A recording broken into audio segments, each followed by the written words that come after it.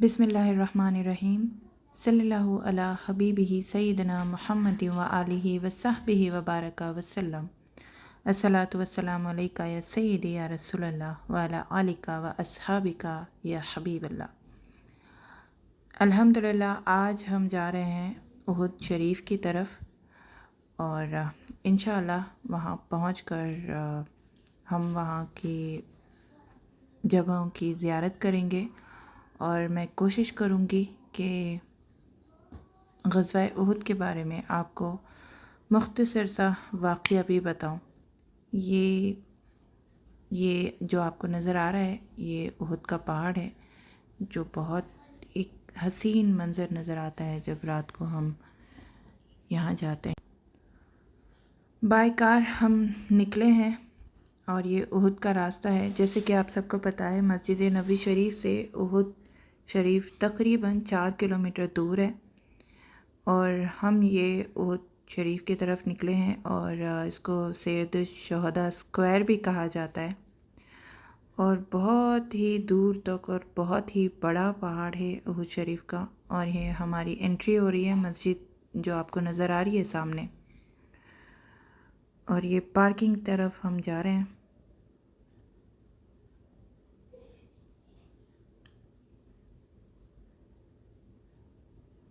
کافی بڑی مسجد بنا دی گئی ہے ابھی، ڈے بائی ڈے بہت ڈیولپ ہوا ہے یہاں کا ایریا۔ پہلے جو آئے ہیں، اور اگر کچھ سال پہلے آئے ہیں اور اب آئیں گے تو بہت چیزیں بہت ڈفرینٹ نظر آئے گی۔ یہ سامنے احد شریف نظر آ رہا ہے، جس کو احادیث میں کہا گیا ہے کہ یہ جنت کا پہاڑ ہے، اور یہ مسجد ہے۔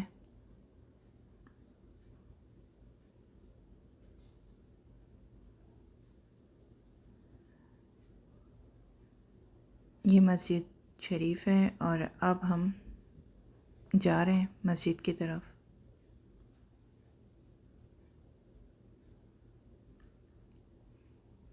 اس میپ میں مختصر سا بتایا گیا ہے کہ یہ کون سی جگہ کہاں پر ہے۔ یہ دیکھیں مسجد ہے، اور اس میپ میں بتایا گیا ہے کہ الرما ماؤنٹین جو ہے یہ وہ پہاڑ ہے جو جہاں پر تیر انداز کو کھڑا کروایا گیا تھا نبی پاک صلی اللہ علیہ وسلم کے ذریعے، جس کی سٹوری میں آگے بتاؤں گی آپ کو۔ اس کا نام ماؤنٹین آف آرچرز بھی اس کو کہا جاتا ہے، الرما بھی اس کو کہا گیا۔ اور وادی قنا ایک چھوٹی سی وادی ہے جو اسی راستے پر ہے لیفٹ جانب۔ انشاءاللہ کبھی وہاں پر جاؤں گی تو میں آپ کو بتاؤں گی وہ بھی۔ اور مسجد سید الشہداء جو مسجد میں ابھی آپ کو دکھا رہی ہوں، اور شہداء احد سیمیٹری یعنی حضرت حمزہ رضی اللہ تعالیٰ عنہ اور باقی شہداء کرام کی جو مزار مبارک ہے اس کو سید الشہداء سیمیٹری کہا گیا۔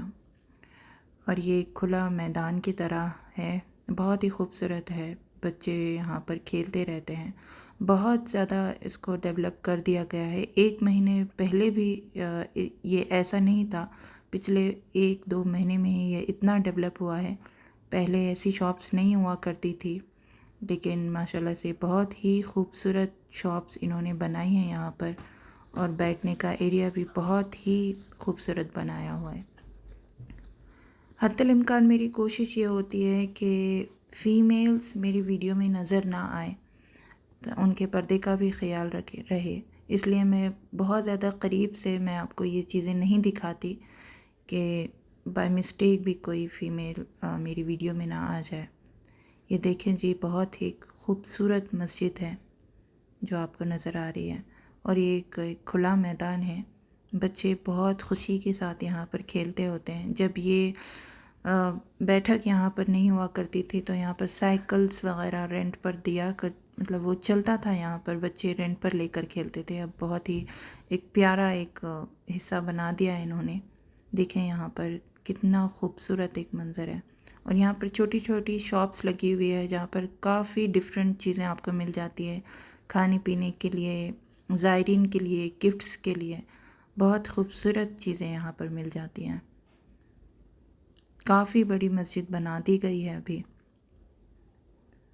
یہ آپ کو چھوٹی چھوٹی شاپس اگر نظر آ رہی ہے، نزدیک سے میں اس لیے نہیں دکھاتی تاکہ فیمیلز نہ نظر آئیں. اور آج تو ویسے پبلک بہت کم ہے، خاص طور پر وینسڈے کو یہاں پر بہت زیادہ پبلک ہوا کرتی ہے، کیونکہ یہ نبی پاک صلی اللہ علیہ وسلم کی سنت ہے کہ وینسڈے کے دن آپ جبل احد پر سید الشہداء یعنی حضرت حمزہ رضی اللہ تعالیٰ عنہ کے مزار مبارک پر آیا کرتے تھے. تو یہ اس سنت کو پورا کرنے کے لیے آپ اگر دیکھیں گے تو وینسڈے کو یہاں پر بہت زیادہ رش ہوتا ہے، اور ماشاءاللہ سے بہت لنگر بھی بٹتا ہے، بہت کھانے پینے کی چیزیں یہاں پر بانٹی جاتی ہے، بہت رش ہوتا ہے.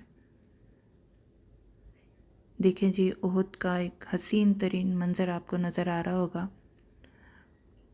اور یہ بچے کھیل رہے ہیں یہاں پر.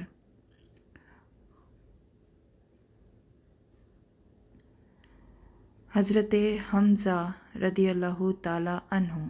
امیر الحمزہ، سید حمزہ، یہ حضرت حمزہ رضی اللہ تعالیٰ عنہ کے مزار مبارک ہے. نبی پاک صلی اللہ علیہ وسلم کے بہت ہی پیارے اور محبوب ترین چچا. بہت ادب کے ساتھ اپنے فٹ ویئرس اتار کر سلام عرض کریں. الصلاۃ والسلام علیکہ یا سید الشہداء حضرت حمزہ رضی اللہ تعالیٰ عنہ. سلام ہو آپ پر، تمام صحابہ کرام پر جنہوں نے یہاں پر شہادت کا جام نوش فرمایا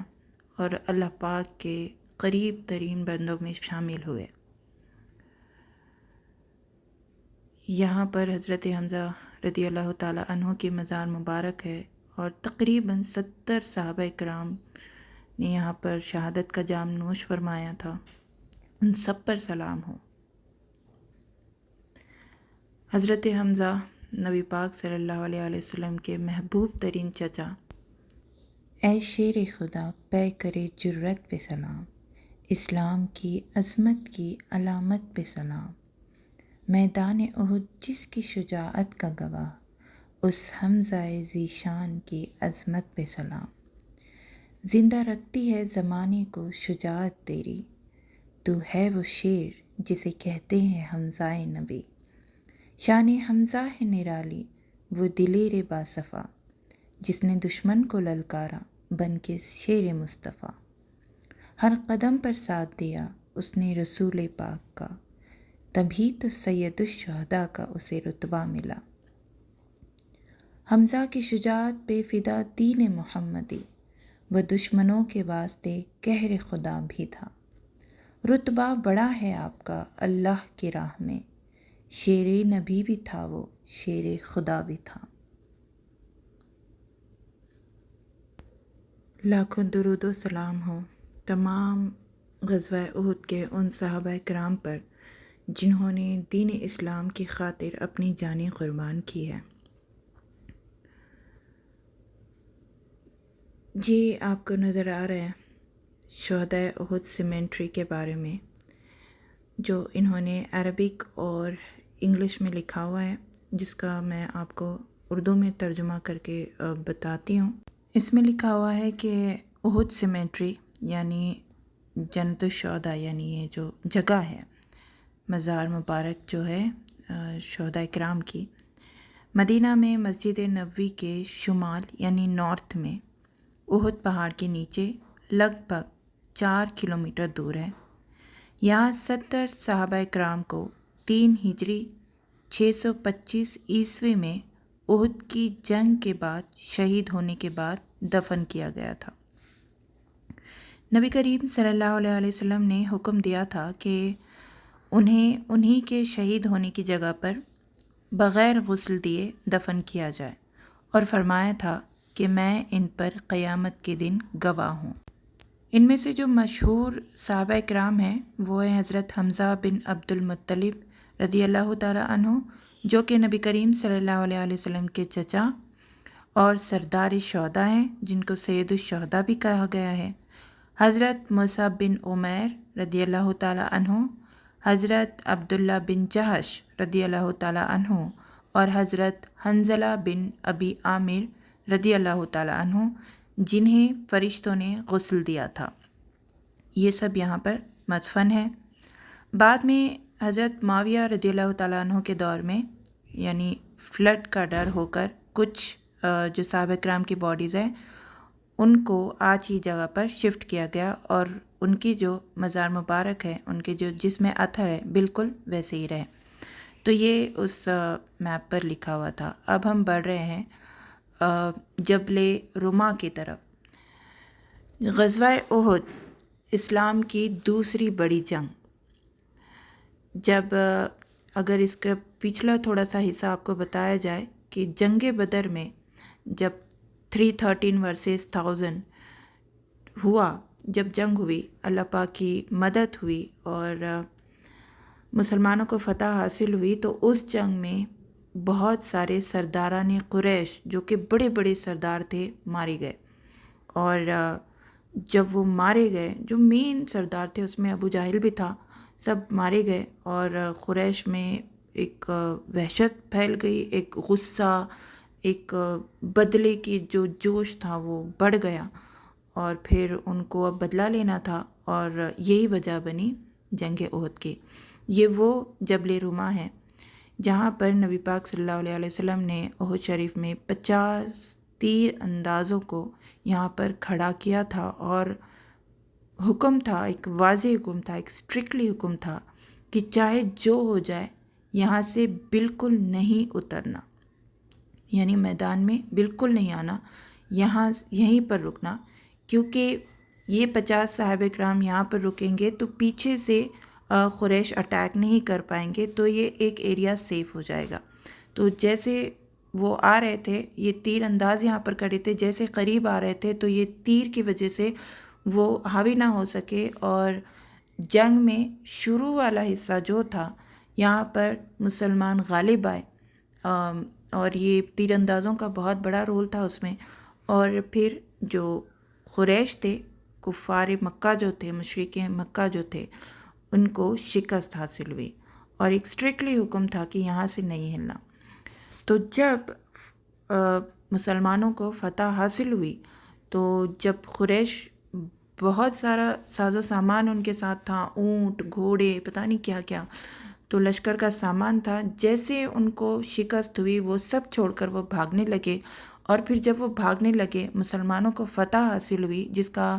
وعدہ اللہ پاک نے فرمایا تھا کہ مدد کی جائے گی، اور اس طرح سے مدد ہوئی اور مسلمانوں کو فتح بھی ملی۔ جب فتح ملی، مشرکین مکہ بھاگ رہے تھے، تو یہاں پر جو تیر انداز کھڑے ہوئے تھے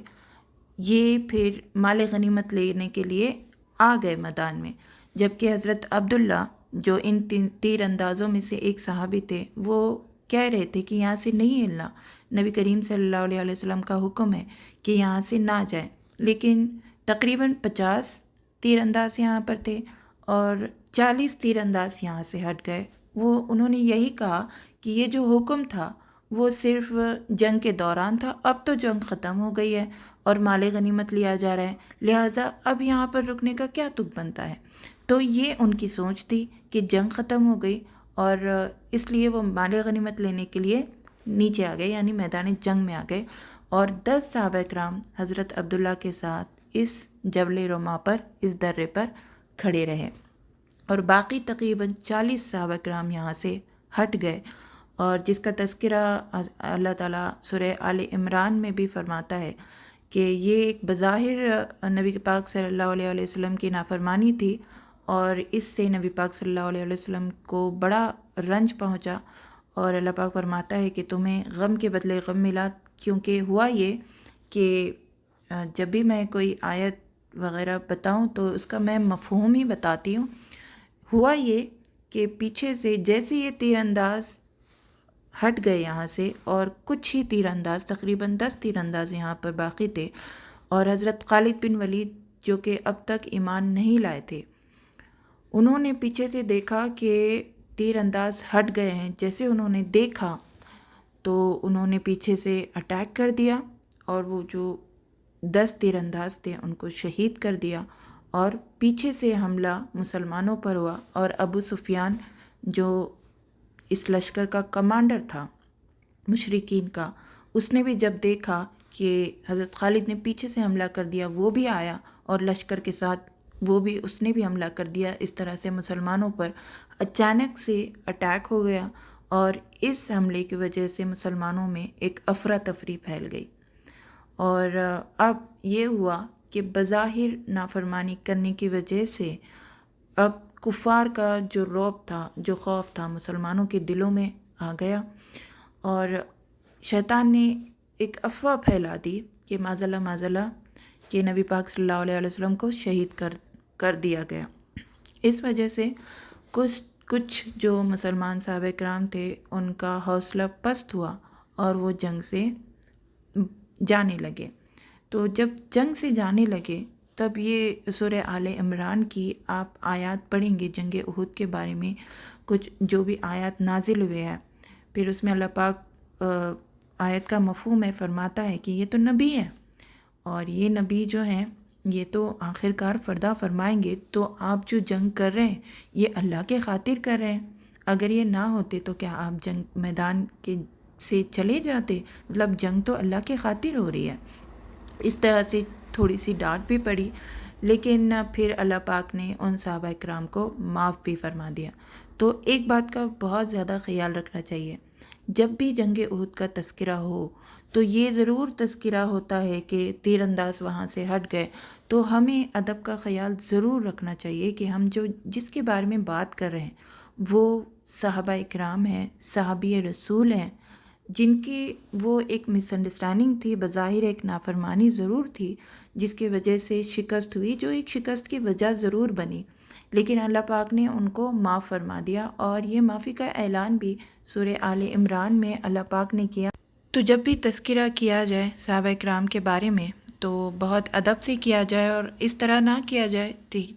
کہ کوئی بے ادبی والا عنصر آپ کے واقعہ بتانے میں ہو، تو اس طرح سے ادب کا خیال ضرور رکھنا چاہیے، کیونکہ اللہ تعالیٰ نے تقریباً میں نے آل عمران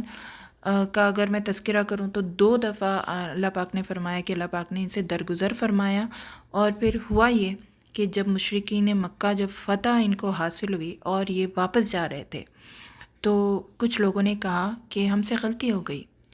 کیونکہ مسلمان آلریڈی افراتفری میں تھے، پریشانی کے عالم میں تھے، تو یہ اچھا موقع تھا کہ ہم ان کو پوری طرح مرحلہ ختم کر دیتے۔ تو جب ابو سفیان سے باقی لوگوں نے کہا تو ابو سفیان بھی مان گیا،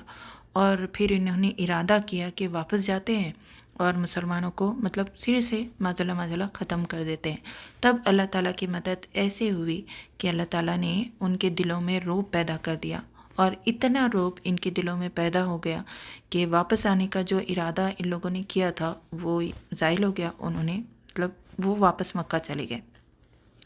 اب جب یہاں پر جو صحابہ کرام ہیں، صحابہ کرام جو اب ایک پریشانی کے عالم میں تھے، اور یہ بھی خوف تھا کہ شاید مشرکین مکہ واپس سے آئے اور واپس سے حملہ نہ کر دیں، تو وہ اسی خوف کے عالم میں تھے، تو اللہ پاک نے ان صحابہ کرام کے دلوں کو تسلی دینے کے لیے، سکون دینے کے لیے ان پر ایک نیند کا غلبہ طاری کر دیا، اور یہ ایسی میٹھی نیند اللہ پاک نے ان پر طاری کی کہ صحابہ کرام فرماتے تھے کہ تلوار لے کر ہم کھڑے ہوتے اور نیند کا اتنا غلبہ ہوتا کہ تلوار گر جاتی، اور ہم نیند کی حالت میں تلوار کو اٹھا دیا کرتے تھے۔ تو اس طرح سے نیند طاری ہونے کی وجہ سے صحابہ کرام کے دل میں سے وہ خوف، جو مشرکین مکہ کے واپس آنے کا جو خوف تھا، وہ زائل ہو گیا۔ لیکن منافقین جو تھے ان کے ساتھ، وہ اسی خوف کے عالم میں تھے، جس کا ایک ڈیٹیل تذکرہ سورہ آل عمران میں آپ کو ملے گا۔ تو جنگ احد کی اگر بات کی جائے تو شروع سے اگر بتایا جائے تو یہ ایک بدلہ تھا غزوہ بدر کا مشرکین مکہ کی طرف سے، کہ ان کی ایک شرمندگی کی بات تھی کہ ان کے بڑے بڑے سرداران قریش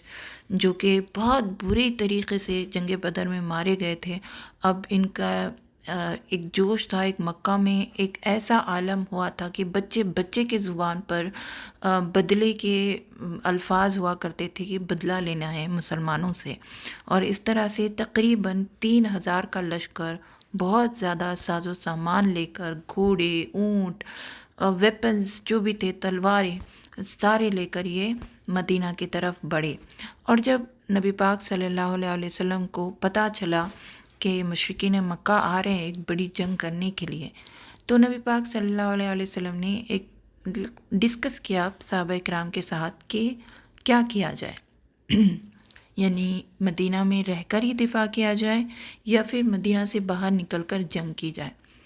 میں آپ کو بتا دوں کہ ابھی اس وقت جتنی مسجد نبوی شریف ہے، نبی پاک صلی اللہ علیہ وسلم کے زمانے میں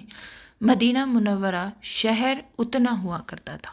ابھی اور ایکسپینشن تو ابھی چل رہا ہے اس کا، تو احد تو پھر شہر کے باہر ہی آئے گا۔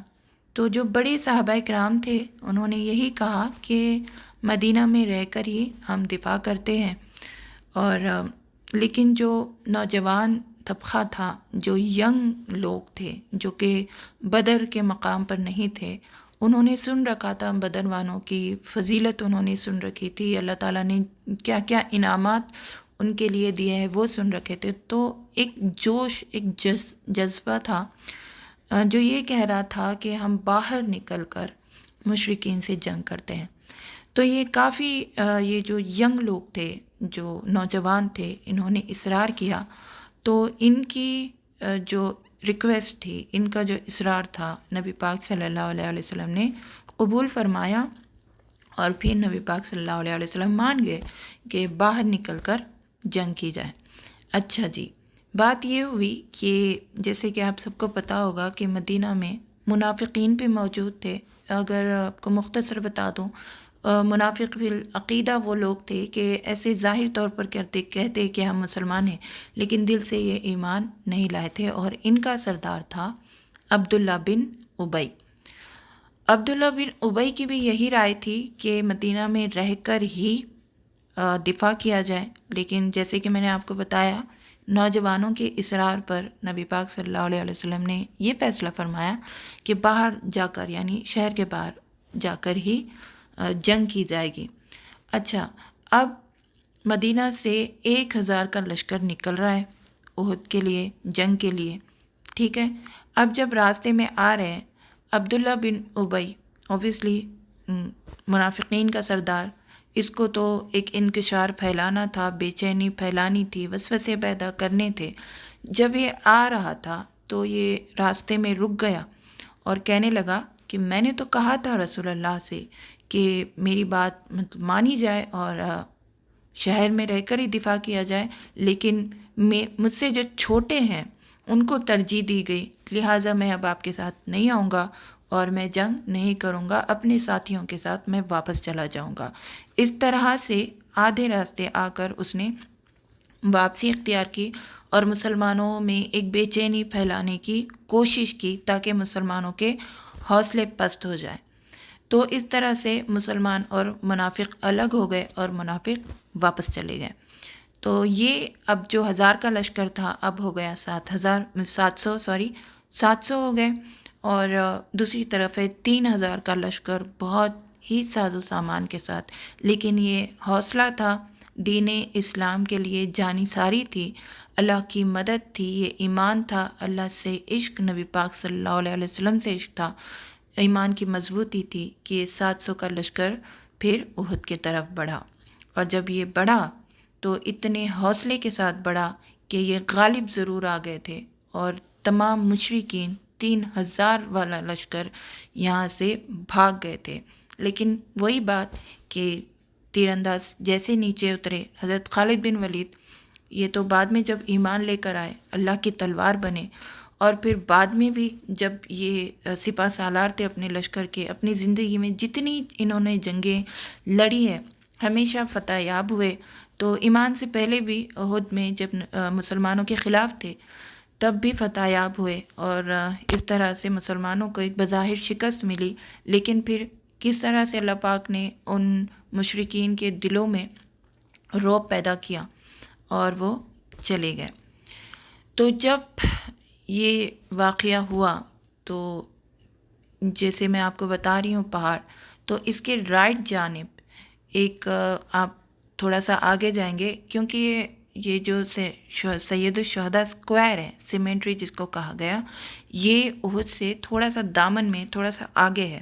احد شریف کا پہاڑ آپ کو پیچھے نظر آ رہا ہے، اور اس طرف پیچھے ایک چھوٹی سی غار ہے جہاں پر نبی پاک صلی اللہ علیہ وسلم نے پناہ لی تھی، وہاں پر آپ رکے تھے۔ اور پھر اس کے بعد جب مشرک واپس چلے گئے تو وہاں پر آج بھی دیکھیں وہ غار ویسی ہی موجود ہے، مطلب کوئی چینجز نہیں ہوئے ہیں ماشاءاللہ۔ بہت زبردست، وہاں پہ بہت ہی دلکش خوشبو بھی آتی ہے، وہ جگہ ابھی تک چینج نہیں ہوئی ہے۔ کافی لوگ ادب کا خیال رکھ کر اس غار میں قدم نہیں رکھتے، بس زیارت کرتے ہیں۔ یہ ادب کا خیال اور بہت ہی پیاری بات لگتی ہے مجھے۔ وہیں پر نبی پاک صلی اللہ علیہ وسلم نے عصر کی نماز ادا فرمائی تھی، اور وہاں پر ایک چھوٹی سی مسجد بھی ہے جس کو مسجد فسح بھی کہا جاتا ہے۔ تو اگر آپ ادھر آئیں گے تو ضرور وہاں پر جائیے گا۔ تھوڑا سا آگے ہے، بہت سارے زائرین ہوتے ہیں جن کو پتہ نہیں ہوتا، تو وہاں پر آپ جائیں گے تھوڑا سا آگے بائی کار یا کسی بھی وہیکل سے پہاڑ کی طرف جائیں گے تو آپ کو غار بھی نظر آ جائے گی، اور چھوٹی سی مسجد بھی وہ آپ کو مل جائے گی۔ حضرت حمزہ رضی اللہ تعالیٰ عنہ کا دین اسلام قبول کرنے کا ایک ایک واقعہ بڑا خوبصورت ہے کہ جب بے شک حضرت حمزہ رضی اللہ تعالیٰ عنہ نبی کریم صلی اللہ علیہ وسلم سے بہت زیادہ محبت کیا کرتے تھے۔ اوبویسلی آپ کے بھتیجے ہیں، اور پھر نبی پاک صلی اللہ علیہ وسلم کی شخصیت، تو آپ کے تمام خاندان والے ہی آپ سے بہت زیادہ محبت کرتے تھے۔ تو ایک دفعہ ایسا ہوا کہ ابو جاہل جو تھا اس نے نبی پاک صلی اللہ علیہ وسلم کے ساتھ بڑی بدتمیزی کی، اور جب اس نے بدتمیزی کی تو یہ بات حضرت حمزہ رضی اللہ تعالیٰ عنہ کے کان پر پڑی، اور حضرت حمزہ کو بڑا غصہ آیا، بہت غصہ آیا، اور وہ غصے میں ابو جہل کے پاس گئے، اور ابو جہل کے سر پر ڈنڈا مارا اور کہا کہ تو نے میرے بھتیجے کو اکیلا سمجھا ہوا ہے، اور بہت ڈانٹا اور اس کو مارنے کے لیے گئے۔ تو لوگوں نے روک دیا، اور ابو جہل بھی ڈر گیا، خوف زدہ ہو گیا، اور کہنے لگا کہ ہاں میں نے کیا ہے۔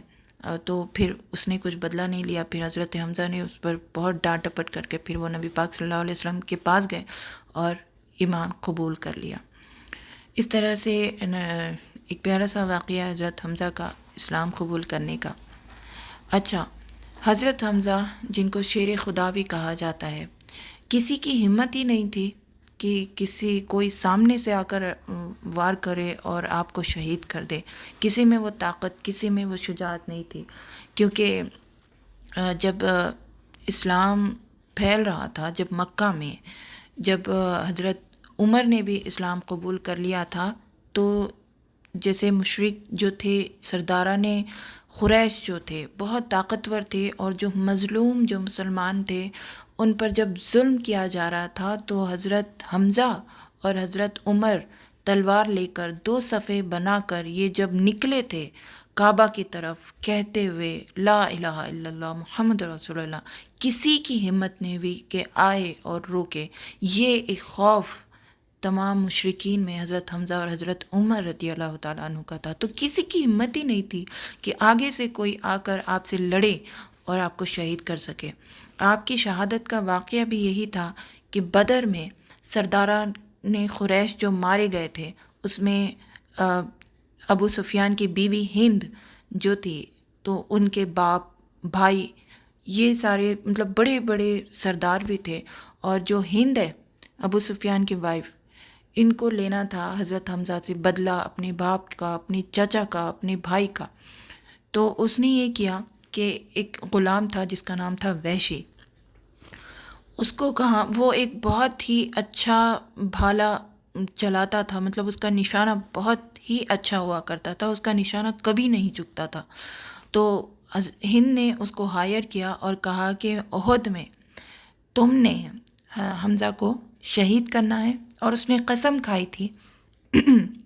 کہ میں میرے والد، چچا اور بھائی کا بدلہ لوں گی، اور معاذ اللہ، اللہ معاف کرے، حمزہ حضرت حمزہ کا کلیجہ چباؤں گی۔ تو وحشی کو اس نے ہائر کیا کہ اگر تم نے حضرت حمزہ کو قتل کر دیا تو میں تمہیں آزاد کر دوں گی اور کافی سونا وغیرہ دوں گی۔ تو وحشی کو یہی تھا کہ بس آزادی اس کو چاہیے تھی، اور وہ احد میں آیا ہوا تھا صرف اور صرف حضرت حمزہ کو شہید کرنے کے لیے۔ تو اس نے جب حضرت حمزہ لڑائی میں مشغول تھے، مطلب جب جنگ میں مشغول تھے اور اپنے دشمنوں کو مار رہے تھے، تو اس نے دور سے بھالا پھینکا اور وہ بھالا حضرت حمزہ کو پیچھے سے لگا اور وہ شہید ہو گئے۔ تو بات یہی ہے کہ کسی میں ہمت نہیں تھی کہ آگے سے آ کر وار کر کے آپ کو شہید کر سکے، لیکن وحشی نے جس کا اپنے بھالے سے حضرت حمزہ کو شہید کر دیا۔ تو اس کا ایک بہت بڑا نقصان، جیسے حضرت حمزہ نے ایمان قبول کیا تو دین اسلام بہت قوی ہوا، مسلمانوں کو بہت خوشی ہوئی تھی، اور ان کا لاس، ان کی وفات سے نبی پاک صلی اللہ علیہ وسلم کو اتنی تکلیف ہوئی، اتنا رنج اور غم تھا کہ جب فتح مکہ کے وقت پہ وحشی نے اسلام قبول کر لیا تو نبی پاک صلی اللہ علیہ وسلم نے معاف تو کیا تھا، لیکن نبی پاک صلی اللہ علیہ وسلم نے فرمایا کہ دوبارہ میں شکل نہیں دیکھنا چاہتا وحشی کی، کیونکہ حضرت حمزہ کا جو غم تھا وہ بہت زیادہ تھا نبی پاک صلی اللہ علیہ وسلم کو۔ تو یہ جو وحشی تھا، تو ان کا بھی ایک واقعہ ایک ہے انٹرسٹنگ، کہ پھر یہ جنگوں میں چلے گئے اور مسلمانوں کے ساتھ جنگیں کی، اور پھر حضرت خالد بن ولید رضی اللہ تعالیٰ عنہ کے کمانڈر شپ میں ایک جنگ میں مسلمہ بن کذاب نام کا ایک شخص تھا جس نے پیغمبری کا دعویٰ کیا تھا، نبوت کا دعویٰ کیا تھا، اس کو قتل کیا۔ اور وہ جب اس نے مسلمہ بن کذاب نے نبوت کا دعویٰ کیا تھا تو اس کے کئی سارے پیروکار ہو گئے تھے، ایک بہت بڑا فتنہ تھا، جس کے بعد ایک جنگ ہوئی اور اس کا لشکر بہت زیادہ تھا مسلمانوں کے لشکر کے جو اگینسٹ تھا، لیکن آبویسلی کمانڈر حضرت خالد بن ولید تھے، اور وحشی نے اپنے اسی بھالے سے مسلمہ بن کذاب کو قتل کیا، اور وہ یہ کہا کرتے تھے کہ میں نے اس بھالے سے سب سے بہترین انسان کو بھی قتل کیا ہے اور سب سے بدترین انسان کو بھی قتل کیا ہے۔ تو اس طرح سے حضرت حمزہ کی وفات ہوئی، اور یہ وحشی کا واقعہ ہے۔ تو یہ میں نے کوشش کی ہے آپ کو احد کی جنگ کا ایک مختصر سا واقعہ بتانے کی۔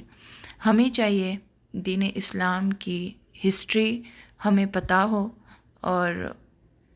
اوتھینٹک ایک ہسٹری پتہ ہو، اس میں کوئی ملاوٹ نہ ہو۔ اللہ پاک کمی بیشی معاف فرمائے۔ مجھے امید ہے کہ آپ کو سمجھ بھی آیا ہوگا اور پسند بھی آیا ہوگا۔ تو یہ میں آپ کو ایک طرف سے دوسری طرف لائی ہوں ابھی، اور یہاں پر بھی چھوٹی چھوٹی شاپس ہے، پیچھے کا ایریا ہے، اور یہاں پر بھی انہوں نے اسی طرح کا بیٹھنے کا ایریا بنایا ہوا ہے۔ یہاں پر تھوڑی سی کم پبلک ہوتی ہے، سامنے کا ایریا جو میں نے آپ کو شروع میں بتایا ہے وہاں پر کچھ زیادہ پبلک ہوتی ہے۔ تو یہ پیچھے کا ایریا ہے، اور اس کے آگے ایک چھوٹا سا پارک بھی ہے، اور جب وینسڈے کو یہاں پر لنگر بٹتا ہے نا، بہت سارے لوگ کھانا وغیرہ وہاں پر بیٹھ کر کھاتے ہیں۔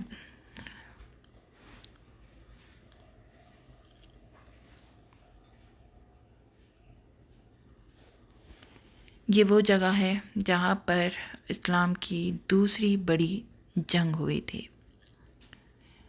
ڈے بائی ڈے بہت ڈیولپمنٹ یہاں پر ہو رہا ہے،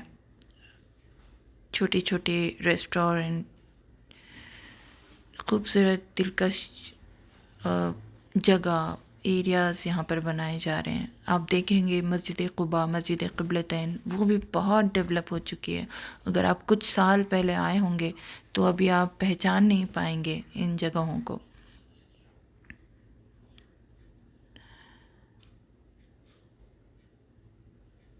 یہ جبل روما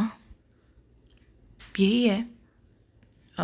ماؤنٹین آف آرچرز بھی جس کو کہا جاتا ہے۔ یہاں آپ سیدھا جائیں گے تو بسز وغیرہ کھڑی ہوتی ہیں، اور یہ عمرہ والے جو ہوتے ہیں وہ یہاں پر بسز وغیرہ کھڑے ہو کر زیارت کے لیے آتے ہیں۔ تو جنگ احد ایک جانی ساری کے واقعہ، جنہوں نے نبی پاک صلی اللہ علیہ وسلم پر جانی نثار کی. بہت ہی ڈیٹیل تو میں نے آپ کو بتایا نہیں ہے کہ جب کفار غالب آ گئے تھے، جب کفار غالب آ گئے تھے نبی پاک صلی اللہ علیہ وسلم کو مسلمانوں نے مطلب جیسے سیف کر لیا تھا، اور تیریں چل رہی تھی، تلواریں چل رہی تھی، اور وہ صحابہ کرام پر لگ جاتی، لیکن صحابہ کرام نبی پاک صلی اللہ علیہ وسلم کے سامنے سے ہٹتے نہیں تھے. یہ تھے جانثار صحابہ کرام. اور اسی دوران نبی پاک صلی اللہ علیہ وسلم کے دانت مبارک بھی شہید ہوئے تھے اسی جنگ میں.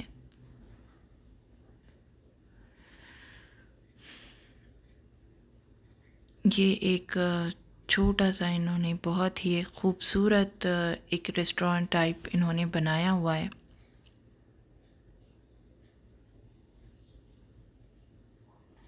جبل رومات کے پیچھے کی طرف یہاں پر گھاوا مل جاتا ہے، اور آگے اگر آپ دیکھیں گے بہت ہی خوبصورت انہوں نے بیٹھنے کا ایریا بنایا ہوا ہے.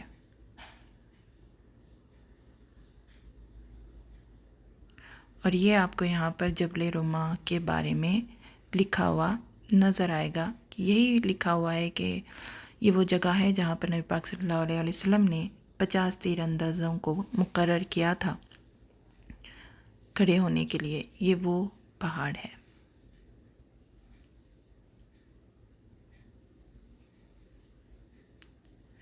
میں امید کرتی ہوں کہ آپ کو میرا ویڈیو پسند آیا ہے، اور مختصر سا جو واقعہ بتانے کی میں نے کوشش کی ہے آپ کو سمجھ بھی آیا ہے. اللہ پاک ہمیں دین اسلام کی ہسٹری سمجھنے کی، جاننے کی، اور اس سے سیکھ حاصل کرنے کی توفیق عطا فرمائے. اپنا بہت زیادہ خیال رکھیے گا. اگر ویڈیو پسند آیا ہے تو ضرور لائک، شیئر اینڈ سبسکرائب. اللہ حافظ. السلام علیکم ورحمۃ اللہ وبرکاتہ.